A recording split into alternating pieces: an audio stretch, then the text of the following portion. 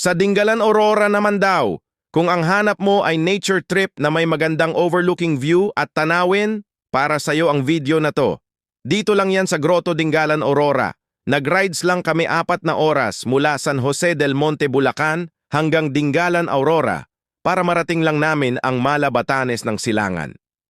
Pagdating namin sa Dingalan, dumiretso na agad kami sa grotto. Pagpasok nyo sa grotto, may babayarin kayo ng 100 at 20 piso entrance fee kasama na ang insurance. Sobrang sarap magstay dito dahil napaka-peaceful ng lugar. Malakas ang hangin at napaka-affordable pa, nakaka-relax talaga ang ganitong view, hindi nakakasawa tingnan.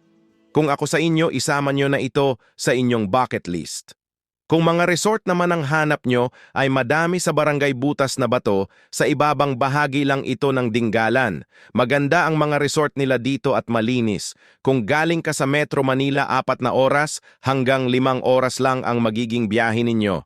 Kayang-kaya siya ng day tours pero mas okay mag-overnight para makapahinga kayo at makapag-enjoy. Sa other question comment nyo lang sasagutin ko yan. Like at share mo na din ako for more video like this.